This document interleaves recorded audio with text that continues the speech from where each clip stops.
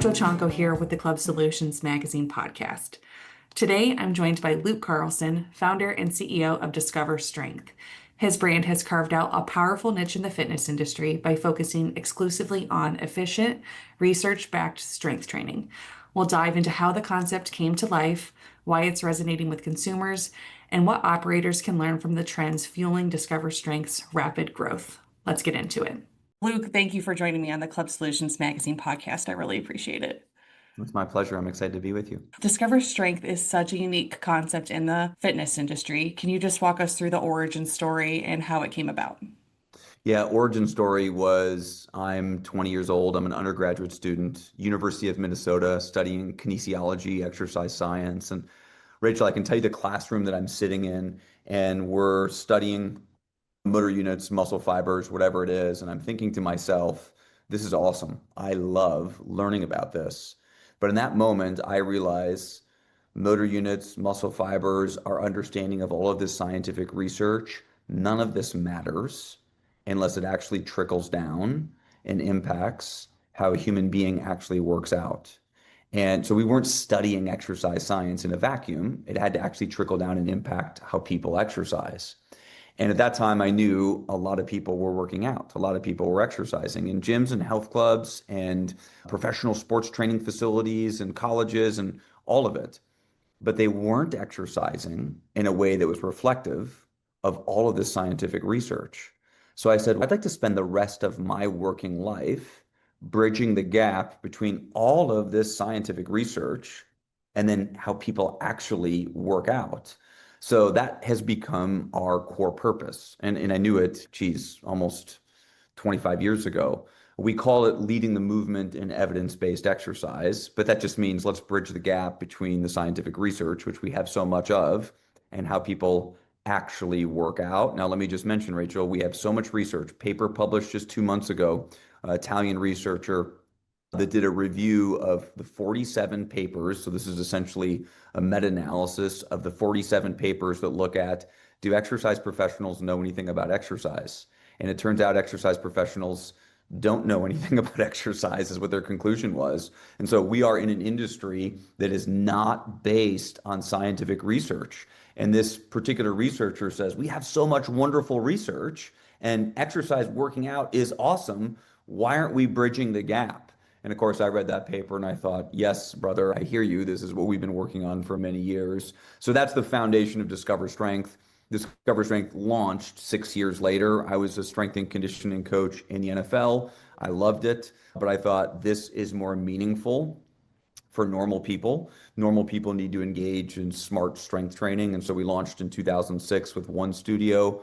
When I say a studio, this is 1,800 square feet, strength training only. At the time, our biggest issue in terms of selling a customer was there was just no studios, right? Today, there's studios and boutiques. We've moved toward niches in fitness. You go to a yoga studio, a Pilates concept, a spin concept, a strength training concept, a boot camp concept. That did not exist in 2005, 2006. So people, you're trailblazers.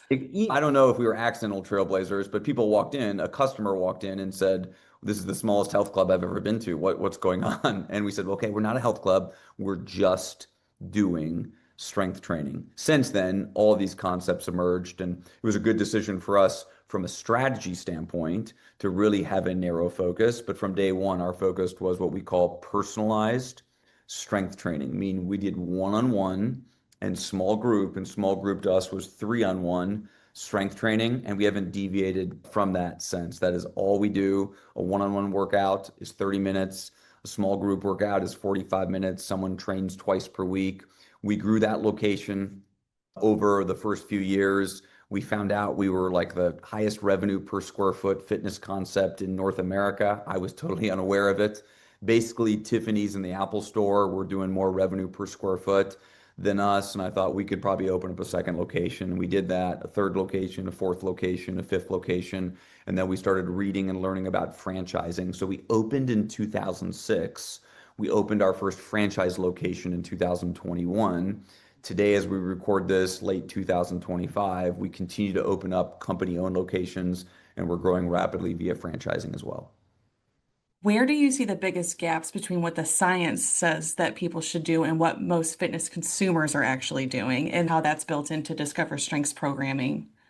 Let's just say from a strength training standpoint, the strength training myths used to be that a female needed to lift light weights and do a lot of repetitions to focus on tone and endurance. And you need to lift heavy weights if you want to focus on muscle size and muscle strength. That's a total myth. The research is totally clear. You can lift any amount of weight that you want. Your muscle endurance and your muscle strength and improve in a direct linear manner. The amount of weight that you use and how many reps you do does not influence muscle size. Today, literally in the last 2 years, that myth has shifted. It's now a different myth. We have so many podcasters and pundits and probably some well-intentioned people saying that menopausal, premenopausal, postmenopausal women need to lift heavier weights for things like bone mineral density and even muscle strength and muscle hypertrophy. The research says that is not true. You can lift heavier weights, but you can use a moderate or a light weight as well. As long as you're Okay. at the point or near the point of muscle failure, you're going to improve your muscle hypertrophy, your muscle endurance, your muscle strength, your bone mineral density, all of it. And so those myths have shifted. That is a prevailing myth that how much weight you use and how many reps you do is the key. That's one big myth. I think another big myth that most consumers cling to is that somehow free weights are superior to machines for muscle strength, muscle size, functional ability, all of it. And the researcher says that is absolutely not the case. I think that's a prevailing myth. One would be how much of it you need to do. People that are really into strength training, they're lifting weights 3, 4, 5 days per week, and their workouts are an hour and a half, 2 hours in length. And the research is very clear. You don't need more than about 30 minutes a couple times per week. I wish the research said you had to lift weights more often because it is the only way that my company makes money. But the research says very clearly, specifically from a health protective standpoint, reduction of risk factors associated with cardiovascular disease, all-cause mortality, cancer-related mortality. More than 2 workouts per week and more than 60 minutes of strength training per week provides no additional benefit. And so I think that's another big myth is how much of it do we actually need to do? Turns out we don't need to do very much of it. And then from a practical standpoint, how people are actually doing it, they just need to do it at a higher level of intensity. So we either need to get to the point of momentary muscle failure or we need to get very close to the point of momentary muscle failure. The vast majority of people that are engaged in strength training are not strength training with a high enough level of intensity to actually stimulate physiological adaptations. And so that's true of people that love strength training. That's true of people who strength train regularly. Overall, most people don't strength train hard enough. And by hard enough, I don't mean heavy enough. I don't mean often enough. They're actually getting close enough to momentary muscle failure to see significant physiological change. Yeah. A lot of what you just shared would probably be news to some fitness professionals out there. There is so much science and information that we're all trying to sift through. How do you stay informed as a fitness professional and just stay on top of these things and try to understand what is accurate and good science and maybe what isn't? Yeah, we think it's the same way that any other healthcare professional stays informed. It's reading scientific literature. Every Monday, we take one new journal article that's been published. We send it to everybody in the company, all of our locations across the country. We read that journal article and we have a rich discussion about it at our weekly meeting that week. And so if we're reading 52 scientific papers per week, we're generally abreast on what's going on in the scientific research. It's not just reading it, but do we understand, is this a meta-analysis we're reading? Is this one single study with 12 subjects?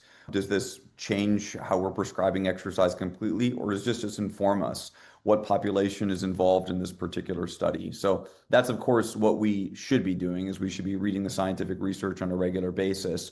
It's not my opinion that exercise professionals don't. There's just been some wonderful papers that are published recently. When we quiz exercise professionals, it turns out they don't know much about exercise. And I think that's fascinating. So what we generally have in our industry, and I, Rachel, love our industry, is we have people who are passionate about exercise, who are not educated about exercise. And imagine if you saw a physician, if you're an attorney, if you're so many other professionals, you can't get by with passion alone Yeah. and actually have the education as well. And I don't just mean the degree. Are you abreast on the current state of the science? The best way to do it is to read the scientific research. And let me tell you, There's so much wonderful scientific research that's being published every day, but it generally flies in the face of what most exercise professionals, fitness professionals, and even health club operators are interested in. And so sometimes it's not exciting because it conflicts with what we maybe want to do in our business. If we want to have a business that's aligned with the scientific research, we don't have autonomy to do whatever the heck we want. But I think it starts with reading the scientific research. Yeah, it makes sense. And that's why you're so bullish as well on your trainers in particular, also having credentials, certifications, and high quality education, correct? Yeah, absolutely. We think that's a foundation in order to build a brand around being experts. You have to have all the degrees, right? But again, if you got the degree 15 years ago, the scientific research probably has changed since then. So you have to stay abreast on the current research. But it definitely starts with the degrees and certifications. And of course, here's one of the issues that all the degree programs are dealing with and all the certifications are dealing with. Some of the degree programs have been built on outdated scientific research. Many of the certifications have built on outdated scientific research. And so these are the discussions that are happening every day within the academic scientific community about how do we actually make sure that we're moving forward in an evidence-based manner. So that's, of course, the terminology. Is it truly evidence-based? You already dispelled some of the strength training myths that may be out there. Any other trends that you're seeing in the fitness industry that you maybe are just going to take a pause on or that you like, Yeah. oh, I don't know about that. Any opinions? Yeah, what a great question. And let me just say this. I think maybe the biggest myth on strength training, I didn't say this, is how valuable it is. What we find out is most consumers, most people that like to strength train, most fitness professionals do not understand the primary benefits of strength training. Now, who am I to say what motivates you to want to strength train? But most exercise professionals don't understand some of these health protective benefits. Like the number one reason to strength train is to mitigate cardiovascular disease risk factors. I don't think most of our exercise professionals understand the role of resistance training and endothelial function. So this is important. It turns out strength training is much better for us than we ever thought, right? And that's even for people who love it. It's better for us than we assume. So maybe that's a pretty exciting misconception, is that strength training is better for us than we thought. The other misconceptions right now at this exact moment are largely around all things recovery. We are so excited about recovery. We're trying everything we can do to enhance recovery. We're talking about cold plunges and contrast therapy and compression sleeves and red light therapy. The reality is we have very little research to say any of it works. That doesn't mean we can't do it. It doesn't mean that placebo doesn't have its place.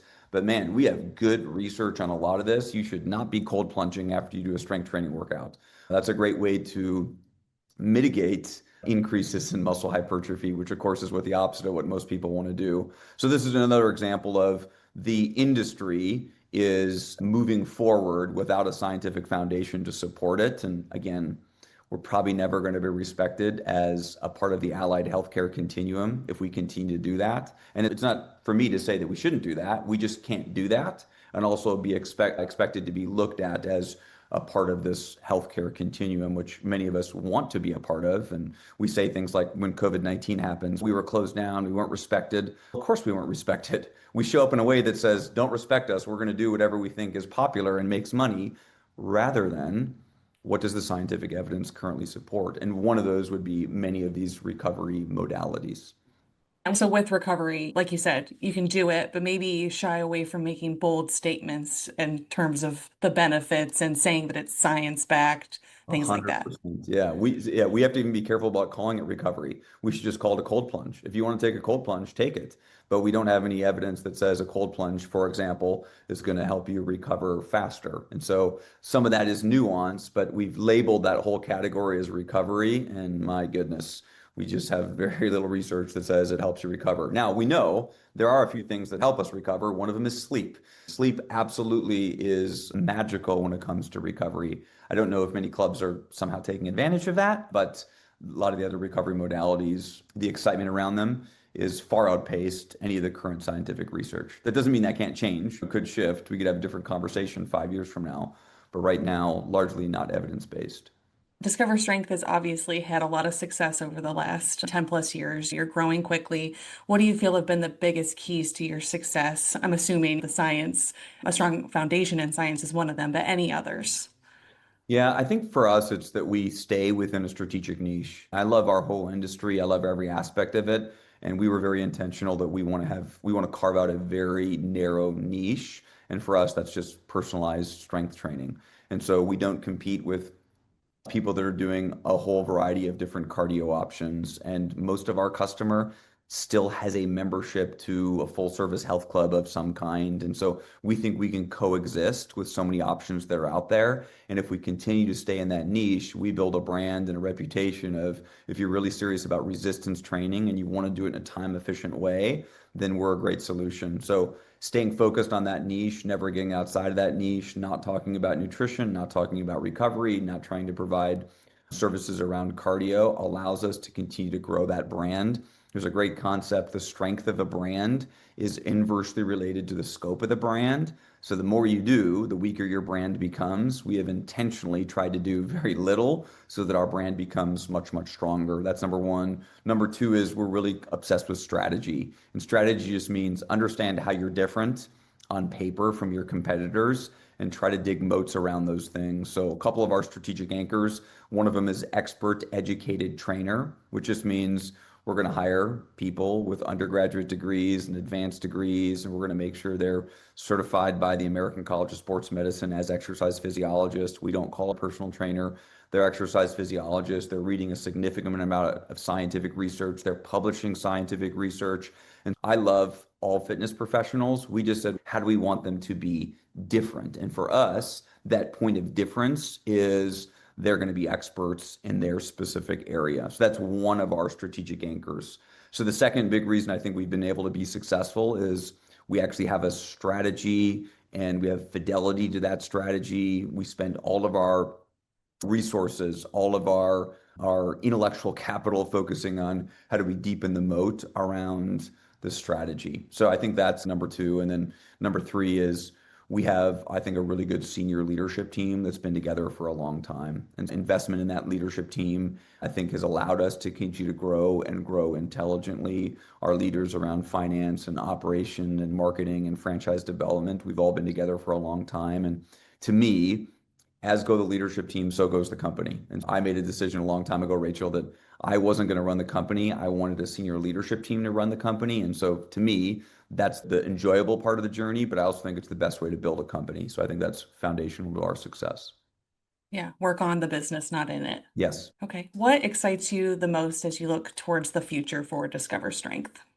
One thing that I'm really excited about is one of the biggest, I'm going to use the word trend, it's probably the wrong word. One of the biggest trends in all of fitness worldwide is the increased popularity in strength training.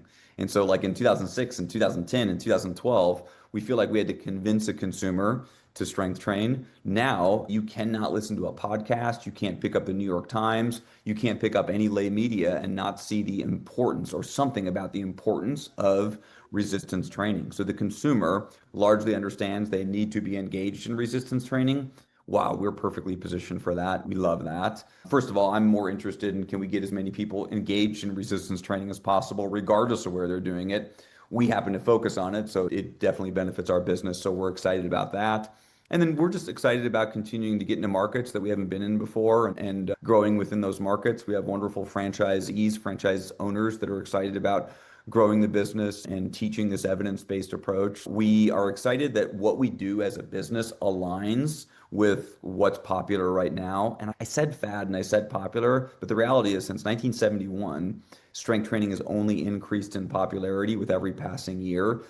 Our industry is so trend driven, things become popular and then they fade away. Strength training is something that has not faded away. It's not going to fade away. We understand that resistance exercise is medicine. The future of looking at resistance exercise is viewing it as medicine and not viewing it as recreation. And we, of course, are excited about leading that particular movement. This has been so enlightening. Is there anything else that you want to share with our audience that I didn't ask? I think, Rachel, we were pretty comprehensive. Awesome. I can't wait to see you at the Club Solutions Summit in May. I'm so glad that you're going to be a part of it this year. Yeah, I'm excited to be there. What a great venue. And May feels like a long way away right now. It's going to be here in 10 minutes. Yes. Every year I'm like, oh gosh, here we go again. That was great. Thank you so much, Luke. Thanks for your time, Rachel. I All appreciate right. it. Thanks, Luke. Have a Okay, good rest bye. of your day. Bye.